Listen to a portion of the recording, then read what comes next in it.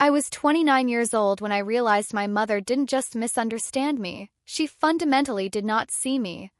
And, ironically, it took something as small as a ring to make that truth impossible to ignore. The ring wasn't fancy. Not in the jeweler appraisal sense. It wasn't gold-plated with diamonds or something influencers would flaunt. It was delicate, old, and full of stories. Stories my grandmother had told me on her porch swing every summer evening from the time I was 6 until the year before she died. It had a thin silver band and a tiny oval sapphire in the center. The stone was scratched, barely catching the light, but to me it glowed like a galaxy. "Your great-grandfather bought this in 1943, Grandma used to whisper. He sent it home from Europe during the war. Your great-grandmother wore it for 56 years. She would turn the ring on her finger, and I'd watch like it was magic. And one day," she'd add, patting my hand, "it will be yours. 'Cause you understand stories. You remember things other people forget." I didn't know at the time that this tiny moment, this promise, would become the only inheritance I ever cared about. After Grandma died, Mom took charge of everything. Not because she was responsible, but because she liked control. She sorted, boxed, labeled, rearranged, criticized, complained, and acted like it was all a burden she alone carried. I was never allowed to help. "You're too sentimental," she'd say. "You'll turn every broken spoon into a museum display." So when she handed me the ring one week after the funeral, I cried. From relief, from grief, from the disbelief that maybe finally she understood how much it meant to me. She didn't hug me. She didn't even look me in the eye. She just tossed it into my palm like a tip at a restaurant and said, "Don't lose it. It's old." But that didn't matter.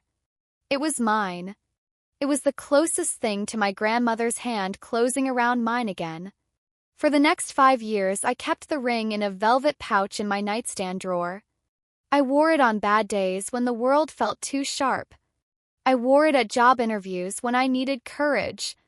I wore it the day I left an unhealthy relationship, promising myself I wouldn't shrink to fit anyone's expectations ever again. The ring was my anchor. My reminder that I came from people who had loved fiercely, even if the generation after them didn't know how. That's why, when I opened the drawer one Thursday morning and found the velvet pouch empty, a cold shock sliced through me so violently I had to sit down. I tore the drawer apart. Then the nightstand. Then the entire bedroom. Nothing. Heart pounding, I walked straight into the kitchen where Mom sat scrolling on her phone, glasses perched at the tip of her nose. "Mom," I said, breath shallow, "where's Grandma's ring?" She didn't even look up. "Oh, that." I sold it. The world tilted. I grabbed the back of a chair to steady myself. "You what?" She sighed, finally glancing up at me like I was interrupting her from something important. "Don't start. It wasn't worth much.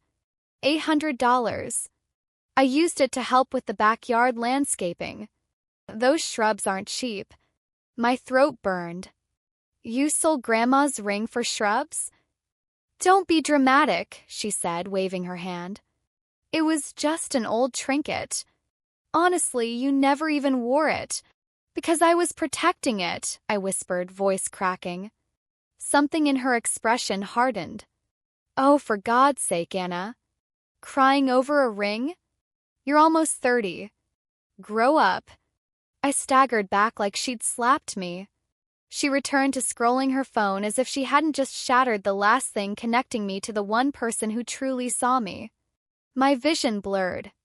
Tears spilled over before I could stop them. Not polite tears. Not cinematic tears. Ugly, silent, shaking tears. "Stop that," she snapped without looking up. "You're being ridiculous. Ridiculous. Drama. Overreacting."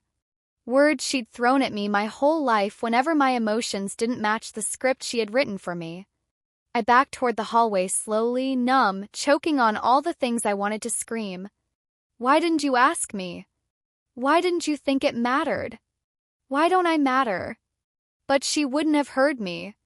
Not really. She never had. I grabbed my keys, ran out the door, and didn't stop until I reached my car. I sat in the driver's seat with the engine off, gripping the steering wheel until my knuckles turned white. My chest felt like it was collapsing inward. I wasn't crying about $800. I wasn't crying about a piece of metal. I was crying because my mother had once again told me, through her choices, not her words, that my feelings were expendable, my attachments childish, and my grief inconvenient. And suddenly I was 6 years old again, standing in the hallway while she scolded me for crying because Daniel had broken my toy horse. "It's plastic," she'd said. "Stop being dramatic." Or 13, when she threw away a journal I'd left on the counter, calling it teenage nonsense. Or 19, when she told me my heartbreak after my first breakup was embarrassing. My whole life she'd minimized me. Now she'd erased the one thing that proved someone before her had loved me without conditions. My phone buzzed. Text from Mom, "Bring home milk." As if nothing had happened. As if she hadn't just severed the last thread between me and the woman who'd taught me what kindness felt like. My tears stopped instantly. Something colder took their place. I didn't buy milk. I didn't even start the car. I sat there in silence, the kind that presses against your ears until you can hear your own heartbeat like a distant drum. My mother had sold the last piece of my grandmother for $800 and expected me to bring home groceries. As if grief could be paused. As if betrayal could be scheduled around errands. I finally turned the key, not because I knew where I was going, but because I couldn't stay parked outside a house that no longer felt like mine. The engine hummed beneath me, but I felt nothing. It was like being wrapped in cotton, muted, heavy, suffocating. I drove without direction until the city blurred into the suburbs and the suburbs melted into long, empty stretches of road framed by winter bare trees. Only when my gas light blinked did I realize how far I'd gone. I pulled into a gas station, parked by the side, and rested my forehead against the steering wheel. Cold from the window seeped into my skin. Memories of Grandma came rushing in, her laugh, her warm hands, the way she'd tuck my hair behind my ear when I cried. She never told me to stop. She never called me dramatic. She let me feel things. She made space for me to exist without shrinking. And Mom had taken the one physical reminder of that love and traded it for landscaping. Landscaping. $800 of bushes. I took a shaky breath and lifted my head. I couldn't go back home. Not now. Maybe not ever. My phone buzzed again. "Mom, did you get the milk? You've been gone a long time." The casual impatience in her text made something inside me snap. Not explosively, not loudly, but with the quiet precision of a fracture that's been forming for years. I typed back, "No." I left. "I'll be back later for my things." 3 dots appeared instantly. Then disappeared. Then reappeared. "Mom, what things? Don't be ridiculous. You don't have any reason to leave. You're overreacting." It was MY mother and MY ring. I had every right to sell it. My stomach twisted. She actually believed that. She believed she alone had ownership over every memory, every object, every legacy, even the ones promised to me. 3 more dots. "Mom, stop with the drama, Anna. Come home. We need to talk." That word, drama, lit something in me I hadn't felt before. Not rage. Not sadness. Clarity. She wasn't going to understand. She wasn't even going to try. I needed space from her to think, to breathe, to figure out who I was without her voice echoing in my skull telling me my emotions were too big, too much, too inconvenient. I put my phone face down on the passenger seat and walked into the gas station. I bought a bottle of water and sat at a tiny plastic table by the window. The fluorescent lights buzzed overhead. Across from me, a small TV mounted on the wall played muted local news. People walked in and out buying snacks, cigarettes, lottery tickets. Life was moving normally around me while mine had just changed shape entirely. I opened my phone again, not to text my mom but to search one painful phrase. How to know if you grew up being emotionally minimized. I expected vague blog posts. Instead, I found a list from a psychologist. Your emotions were labeled as dramatic, too much, or inconvenient. You were told to toughen up instead of being comforted. Your achievements were expected, not celebrated. Your sentimental attachments were dismissed or mocked. You learned to apologize for having feelings. My breath caught. Felt like reading my childhood translated into bullet points. Then another line. Parents who emotionally minimize you rarely recognize they're doing it. They often believe they are helping you toughen up or teaching you to be realistic. The damage is still real. My hands trembled. Growing up, I had always assumed something was wrong with me, that I was too sensitive, too fragile, too emotional. But maybe the truth was simpler. I had been gaslit into believing my empathy was a flaw. I spent an hour there, scrolling, reading, crying silently into my water bottle. Eventually, I forced myself to stand, walk back to the car, and make the hardest decision of my life. I wasn't going home, I was going to my Aunt Claire's. She was my grandmother's sister, the only person in our family who had ever truly understood the bond between me and Grandma. I drove the 40 minutes to her house in a fog. When she opened the door and saw me standing there with swollen eyes, she didn't ask a single question. She just pulled me into her arms and held me. It was the first hug I'd had in months that didn't feel like an obligation. When she finally eased back, she cupped my cheek the way Grandma used to. "Tell me what happened, sweetheart." I broke. I told her everything. The ring, the sale, the $800 for landscaping, and Mom calling my tears drama. Aunt Claire didn't interrupt. She didn't try to fix it. She listened. When I finished, she exhaled slowly, eyes sorrowful. "I knew this day might come," she murmured. "Your mother, she never understood sentiment. She always mistook vulnerability for weakness." "But it was Grandma's ring," I said, voice trembling. "She promised it to me." "I know," Aunt Claire whispered. "She told me that herself. She said you were the one who saw her, the only one who listened the way your grandfather used to." I pressed my hand to my chest. That hurt more than anything. "Can I stay here tonight?" I asked. "For as long as you need," she said firmly. "You don't owe your mother your peace." I slept in the guest room that night, wrapped in one of Grandma's old quilts that Aunt Claire had kept. Smelled faintly of lavender and fabric softener. Cried until my pillow was damp. Not from the ring alone, but from the realization that my mother had never protected the things I cherished. Not objects, not memories, not even my heart. She protected convenience, control, image, but not me. I fell asleep with a single cutting thought. If she could sell the ring without asking, what else of mine did she think she owned?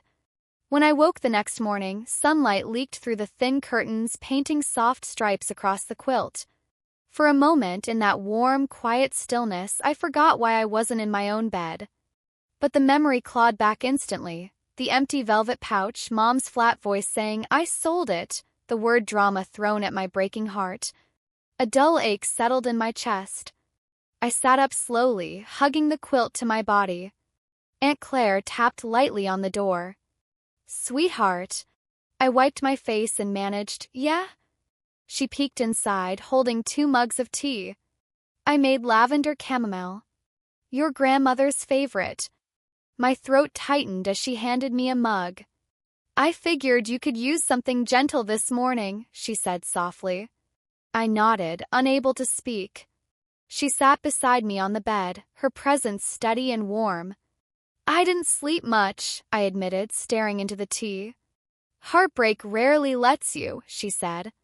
"Even when it's not romantic." We sat in silence for a while. Finally, she asked, "Do you want to go back there?" "To the house." I shook my head instantly. "I can't." "Not yet." "Maybe not ever." "Then you don't have to," she said simply. I exhaled shakily. "But my things, we'll figure that out," she said. "You're not alone." It had been so long since someone said those words to me without expectation, without judgment, without wanting something in return. After breakfast, I checked my phone. 15 texts from Mom. Mom, Anna, answer me. Mom, you're making a scene. Mom, it was my ring, not yours. Mom, you owe me an apology. Mom, where even are you? Mom, you're being childish. Come home. Mom, I'm going to start throwing your things out if you don't stop this nonsense. That last message sucked the air from my lungs. I showed Aunt Claire. Her eyes darkened. Oh no, she said, reaching for her coat. She is not doing this to you. I don't want to go there, I whispered. You won't, she said. We're calling a lawyer. A lawyer? I blinked. For what? For your rights, she said, firm. Anything in that house that belongs to you is legally yours. Threatening to discard your property because you set a boundary. Absolutely not. Panic fluttered in my chest. I don't want to start a war. Your mother already did, Aunt Claire said sharply. You're just reacting to a battle you never asked for. The words hit me hard. 'Cause they were true. When we arrived at the lawyer's office, a calm man named Harrison who had handled some of Grandma's estate, he listened patiently as we explained everything. The ring, the sale, my mother's dismissive behavior, the inheritance promise, the threatening texts. When we finished, he folded his hands. Anna, he said, legally speaking, your mother had the right to sell the ring unless it was explicitly willed to you in writing. My heart sank. But, he continued, her texts about discarding your property are another matter. He printed something out. Here is a notice you can send her through certified mail. It states that all belongings in your room are your legal property, and if she discards or damages them, she is liable for compensation. My stomach twisted. She's going to explode. She will, Harrison agreed calmly. But she needs to understand that emotional control stops where legal rights begin. On the drive back, I stared out the window. Snowflakes had started to fall, drifting lazily across the sky. I wondered what Grandma would say if she were still alive. She'd probably hold my hands, look me in the eyes, and tell me what she always told me when Mom hurt me growing up. You are not the problem, sweetheart. You are simply softer than the world around you. My phone buzzed again. Another text from Mom, this time longer. Mom, I talked to Daniel. He agrees that you're overreacting. He said you should apologize. You embarrassed me by running off. Stop acting like a victim. You're lucky I even let you keep your room at your age. You should be grateful I don't charge you rent. I let out a sound that was half laugh, half sob. Aunt Claire glanced over. What now? I handed her the phone. She read it, her face tightening with every line. Sweetheart, she said slowly, I think you need to hear something that might hurt. My pulse quickened. What? Your mother does not love you the way a mother should. I flinched. But she continued gently. She loves having control over you. She loves when you are useful, quiet, compliant. But she does not love your feelings. She does not love your grief. She does not love the parts of you that require compassion. Tears blurred my vision. I always thought if I tried harder, Anna, she cut in softly, you could set yourself on fire to keep her warm and she would complain about the smoke. I choked on a breath. 'Cause I knew she was right. I had spent my whole life shrinking myself, my needs, my pain, my voice, to fit into the narrow outline of the daughter my mother preferred, obedient, uncomplaining, emotionless. Selling the ring wasn't just an act of cruelty. It was a message. Your feelings are irrelevant. Your attachments are silly. Your grief is inconvenient to me. When we got back to her house, Aunt Claire helped me write the certified notice, print it, sign it, and prepare it for mailing. Before sealing the envelope, she touched my wrist. Anna. Yeah, you're doing the right thing. I nodded, but my insides felt like jelly. That night, as I settled into the guest room again, I scrolled through old photos on my phone, pictures of Grandma and me together. One in particular made my breath hitch. It was from the summer I turned 11. I was crying on the porch because Daniel had called me a worthless crybaby after I'd lost a board game. Grandma had wrapped her arm around me, holding the ring between her fingers as she said, "People who shame your tears are telling you they're afraid of their own." I stared at the picture for a long time. My grandmother had given me love in a language my mother didn't speak. But now that she was gone, I had spent years allowing Mom to overwrite her voice. Not anymore. I put my phone down, turned off the lamp, and closed my eyes. For the first time in my life, I wondered what freedom would feel like. The next morning, I mailed the certified notice to my mother's house. My hand shook as I slid the envelope into the slot, but once it dropped inside, a strange calm washed over me. Not triumph. Not relief. Just the clarity of a boundary finally spoken out loud. Claire squeezed my shoulder. "Whatever happens next," she said, "you are no longer powerless."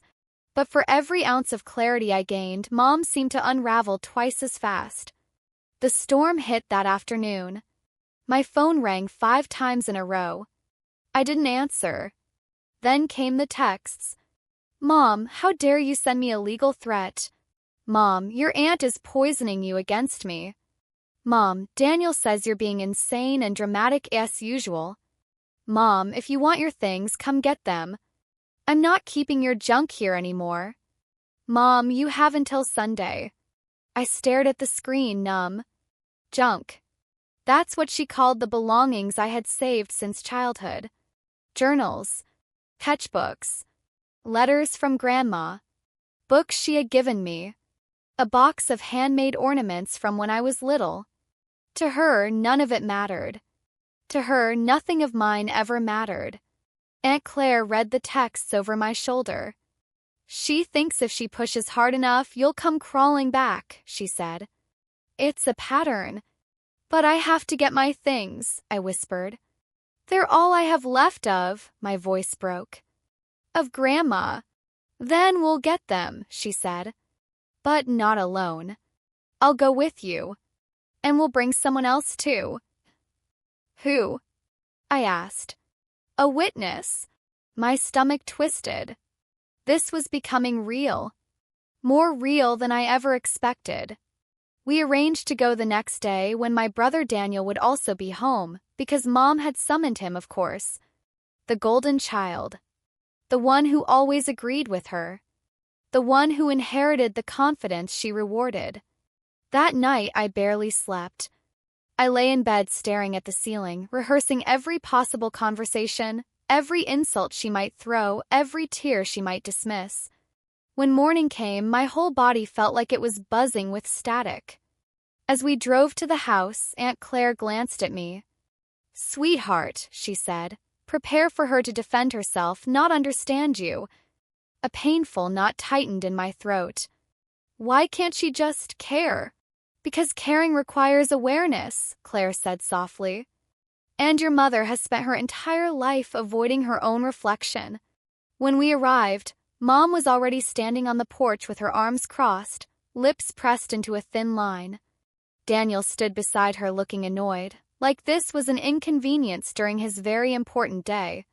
When I stepped out of the car, Mom threw her hands in the air dramatically. "Look at this," she hissed.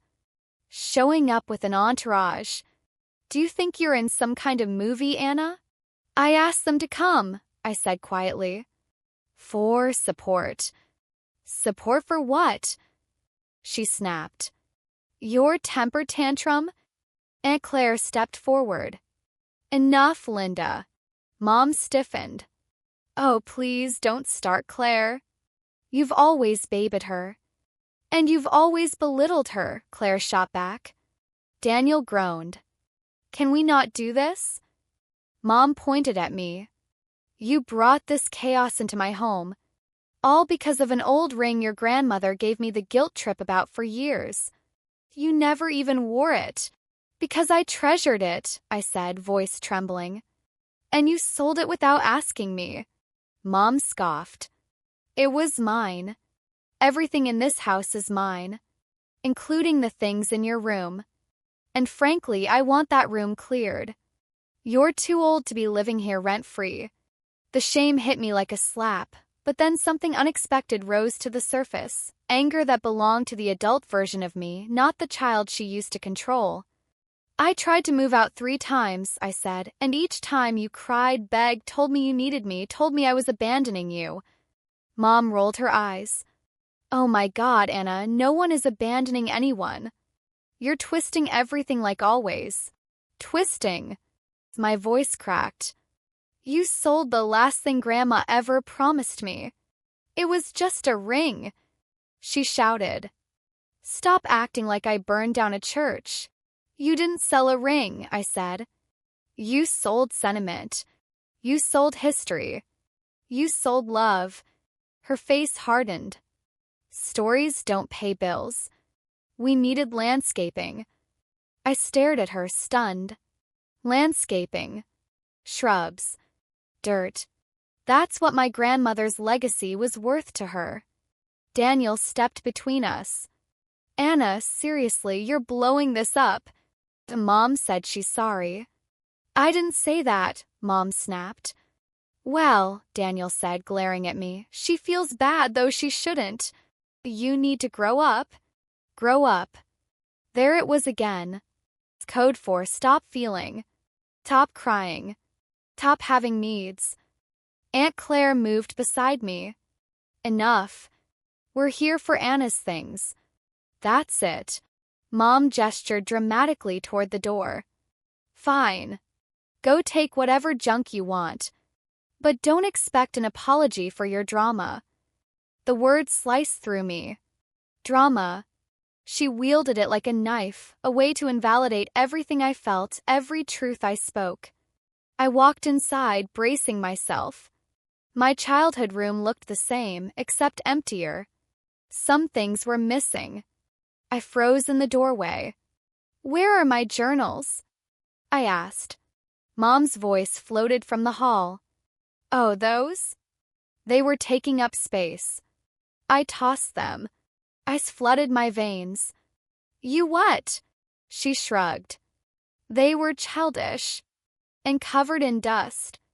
Why would you want those? My breath hitched. Years of writing. My thoughts. My memories. Gone. Thrown away like trash. And the ornaments Grandma made with me? I whispered. Those little clay things? Mom snorted. Honey, those broke ages ago. I think Daniel stepped on them. I felt dizzy. My books? The ones Grandma gave me? Oh, I donated those last month, Mom said cheerfully. You never read them anymore. My heart cracked open. She hadn't just sold the ring. She had systematically erased every trace of my grandmother from my life. Every connection. Every memory. Every piece of comfort. Aunt Claire's hand gripped my arm. Anna, she whispered urgently, breathe. Tears blurred my vision. Not soft tears. Not quiet tears. Deep, raw sobs I hadn't felt since I was a child. Mom rolled her eyes. Oh, for the love of, there she goes again. Linda, Claire snapped, if you say the word drama one more time, I swear. What? Mom barked. She's fragile? Poor Anna. She's always been dramatic. Even as a baby. Always crying over nothing. Always too sensitive. I stared at her, shaking. And suddenly the years unfolded behind her words. Every dismissal, every eye roll, every scoff, every time she made me feel foolish for having feelings. And I realized she wasn't just minimizing me. She was rewriting my entire emotional life into a caricature she could control. Mom, I said, voice trembling, why do you hate the parts of me that are like Grandma? For the first time, Mom blinked. Just once. A flicker of something, anger, confusion, resentment, crossed her face. Because, she said quietly, your grandmother made me feel small. She always thought she was better than me. And she treated you like the daughter she wished she'd had. The words punched the air from my lungs. Aunt Claire gasped. Daniel stared. Mom slapped her hand over her mouth, as if the truth had slipped out faster than she could stop it. But the damage was done. I finally understood. Mom didn't hate my emotions. She hated that I inherited a softness she couldn't control.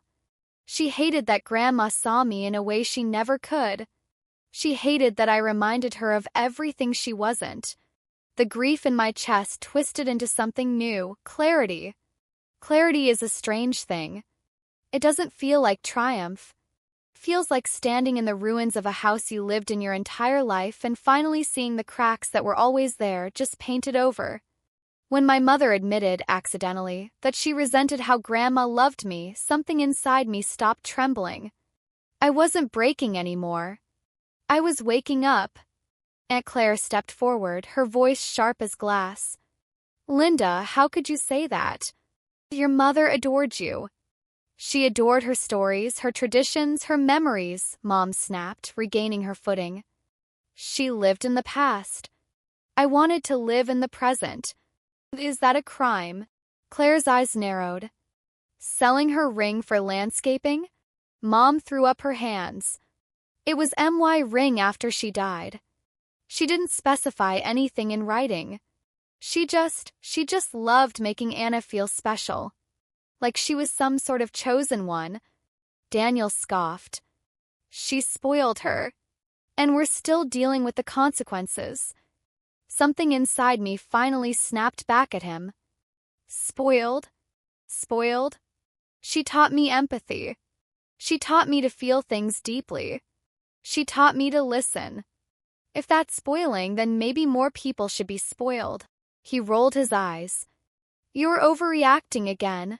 Stop telling me how I'm allowed to feel, I whispered, my voice shaking with fury. Stop acting like my emotions are a mistake you need to correct. Mom pointed at me. This is exactly what I'm talking about. Your dramatics. Crying over everything. Always making things bigger than they are. I stared at her. Mom, you didn't just take a ring. You took something I treasured because it reminded me of love, real love, the kind I never felt from you. Her face twisted. How ungrateful. No, I said quietly. Just honest. Daniel stepped toward me, jaw tight. If you hate it here so much, just leave. Take your stuff and go.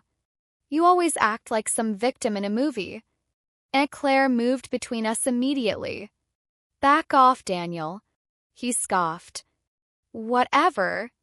She's the one causing all this. I walked past him into my room. Or what was left of it.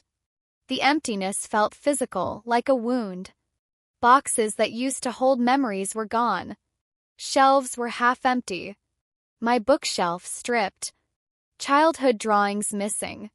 A handmade quilt my grandmother sewed with my name stitched in the corner, gone. Oh my God, I whispered, covering my mouth. Where is everything? Mom's voice floated from the doorway. I decluttered. You're almost 30, Anna. It was time to let go of childish things. My knees buckled. I sank onto the edge of the bed, trembling. My mother didn't just erase the ring. She erased the parts of my life she couldn't control, the ones touched by Grandma. My memories. My creative work. My personality. Everything she found inconvenient. I looked up at her through tears. How could you do this to me? Because, she snapped, you were never supposed to stay attached to childish nonsense. Grown women don't cling to trinkets and old notebooks. Those were my memories. They were clutter. Her complete lack of remorse burned like acid. Aunt Claire stepped inside. Linda, this is abuse. Mom spun on her. Oh, because you know best? You always coddled her. You let her think everything she felt was precious and profound. She's sensitive because of you. She's human because of me, Claire shot back. Mom barked out a laugh. Oh, please. She's a hurricane of emotions. It's exhausting.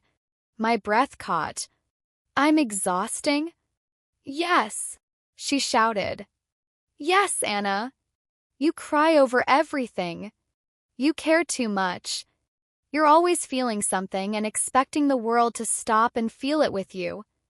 You're impossible to live with. The truth hit me like a blow, not because she said it, but because she had felt it my entire life and never once tried to understand me. She didn't want a daughter. She wanted a doll, silent, compliant, convenient. Mom, I whispered, I'm not a burden because I have feelings. You are, she said. Your feelings are too big, too dramatic, too much. Something inside me crystallized into steel. I stood slowly, my legs trembling but steady enough to hold me. Then you don't get access to them anymore. Mom blinked, startled. What? If my emotions are too much for you, then you don't get to have them. You don't get to see them, hear them, dismiss them, or control them. You don't get me. Not anymore. Daniel groaned. Here we go with the theatrics. I turned to him. You know what's theatrical? Pretending to be a close family while emotionally dismantling the one person who actually cared. He stared at me, speechless for the first time. Aunt Claire squeezed my shoulder gently. Take your time, she whispered. Choose what to take. Leave the rest. Believe anything that hurts you. I nodded, wiping my face. I found a few things Mom hadn't thrown out. Old sketchbooks I had hidden in the closet, a photo album tucked behind the dresser, a small wooden box Grandma carved for me when I was 15. When I opened it, a folded note fell out I had forgotten about. In Grandma's handwriting. For Anna, who loves with her whole heart. Don't ever let the world convince you that's a flaw. Tears slid down my face silently. Aunt Claire brushed my hair back, her voice breaking. She knew you. She really knew you. I packed slowly, deliberately, choosing only what held real meaning to me. Mom hovered in the hallway, muttering insults under her breath. Ungrateful, dramatic, so sensitive, ridiculous, but for the first time her words felt small. Shrinking. Powerless. 'Cause they no longer defined me. They revealed her. When I finished packing, I carried the boxes to the car. As I stepped outside, Mom followed me onto the porch. This is your last chance, she said sharply. To apologize. I stared at her. For what? For attacking me. For humiliating me. For overreacting to an insignificant piece of jewelry. My heart hardened. You didn't sell a ring. You sold the last piece of someone who loved me. She scoffed. Your grandmother loved everyone. You weren't special. The words stabbed, but not the way she intended. Because now I saw the truth clearly. She was competing with her own mother for affection that wasn't even a competition. And she resented me because Grandma valued emotional depth while she rejected it. Goodbye, Mom, I said quietly. Her eyes widened. Goodbye? Where are you even going? Somewhere I'm not treated like an inconvenience. She opened her mouth, but no words came out. For once, she was speechless. I turned away. I walked down the steps, carrying the last pieces of myself she hadn't destroyed. I didn't look back. I didn't cry when I left the house. Not because I wasn't hurting, but because the hurt had transformed into something sturdier, a quiet resolve that pulsed beneath my ribs like a second heartbeat. Aunt Claire helped me load the last box into the trunk. She squeezed my hand gently. You're doing something incredibly hard, sweetheart, she said. But necessary. I nodded, though my throat ached. She drove ahead of me back to her house, acting as a buffer between me and the world as I followed behind in silence. When we pulled into her driveway, she came to my window. Stay as long as you need, she said. You're not going back there. Not unless you choose to. And for the first time in my life, I realized I had a choice. That night, exhaustion hit me like a tidal wave.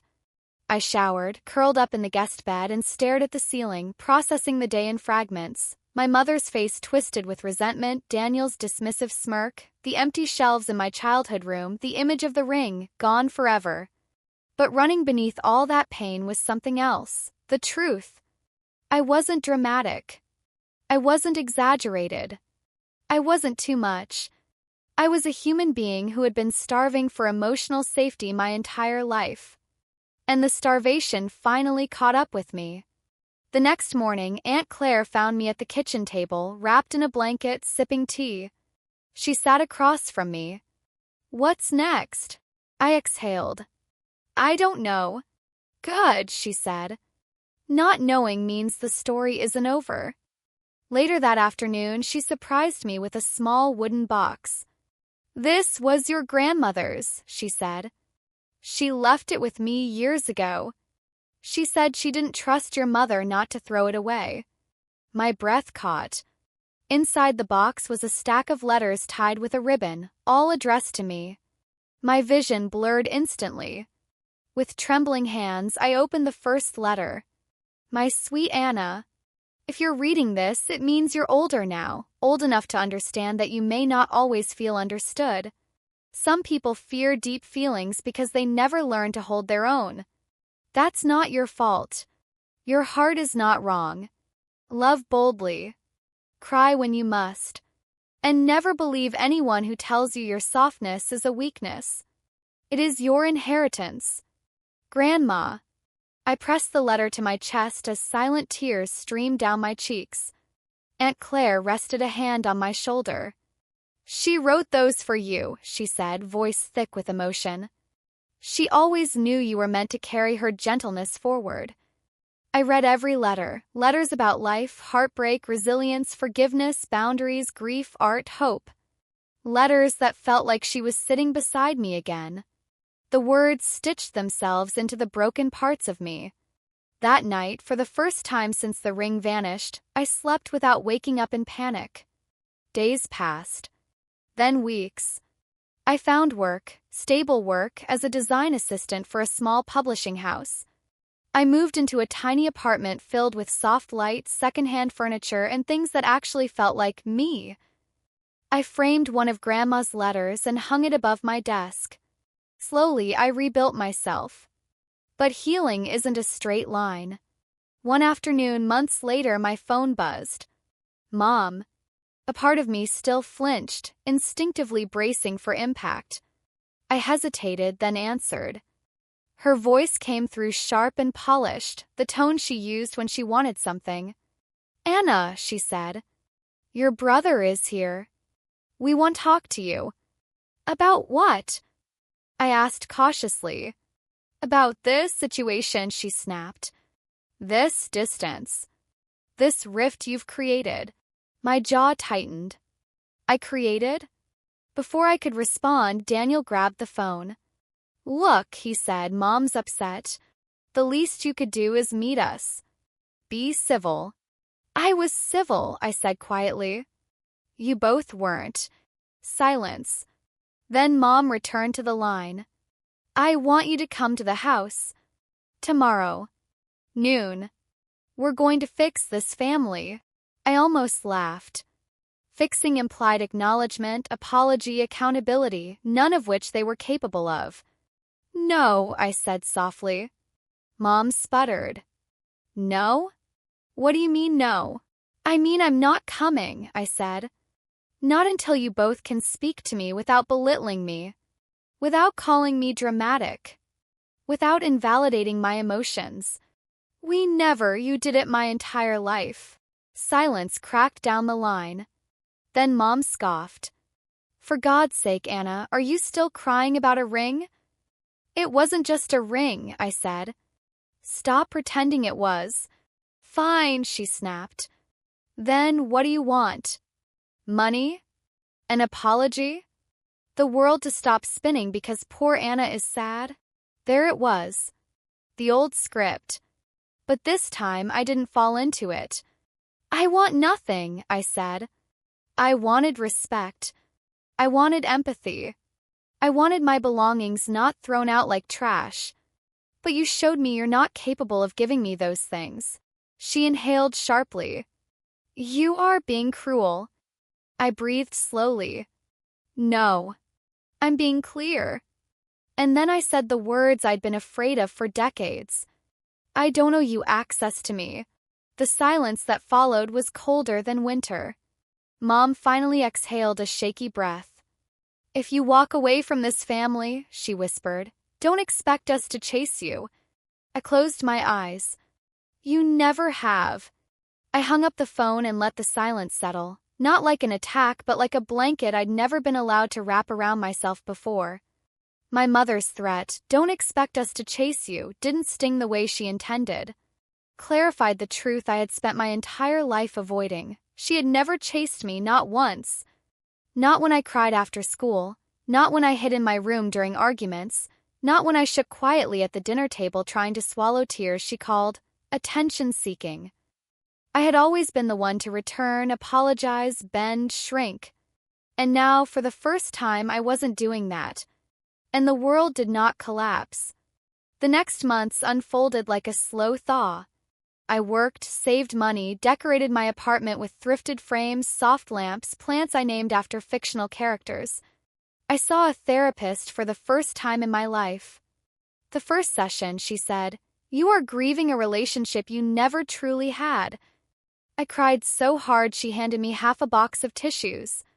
But each week I felt something inside me stretch, not painfully but like a muscle that had always been clenched. I learned what boundaries actually are. I learned that emotional neglect leaves invisible bruises. I learned that I was not too sensitive. I was simply raised in a place where sensitivity had no oxygen. And slowly, something beautiful began to happen.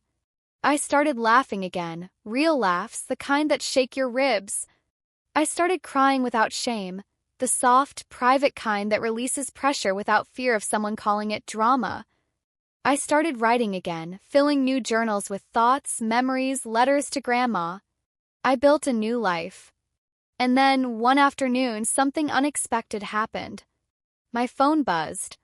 A number I didn't recognize. I answered cautiously. Hello? Is this Anna? A woman's voice asked uncertainly. Yes. My name is Mara, she said. I bought a ring from a private seller last year, a silver band with a sapphire. I was thinking of reselling it and noticed an inscription inside the band. It said to L from J 1943. I did some research. I think the initials match your family. My heart slammed into my ribs. You have my grandmother's ring? She hesitated. I didn't know it belonged to someone who wanted it. I've never worn it. I only bought it because it looked old and meaningful. My breath trembled. It is meaningful. I figured, she said softly. And I don't want to keep something that isn't mine. If you want it, it's yours. Free. No charge. I covered my mouth, tears burning hot and sudden. Are you sure?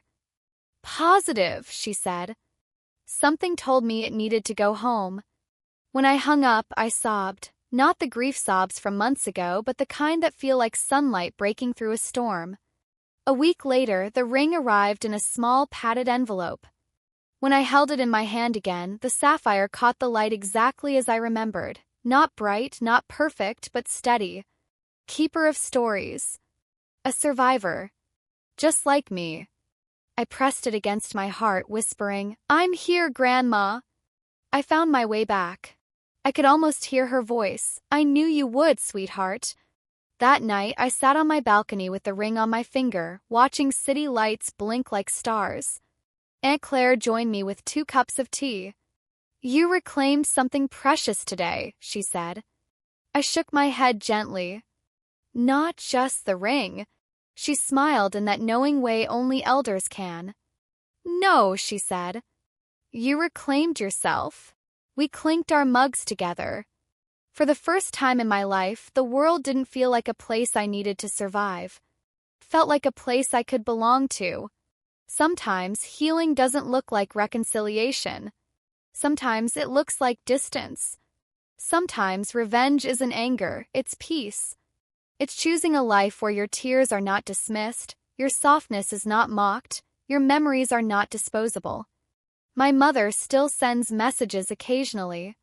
Short ones, neutral ones, holiday greetings, weather updates.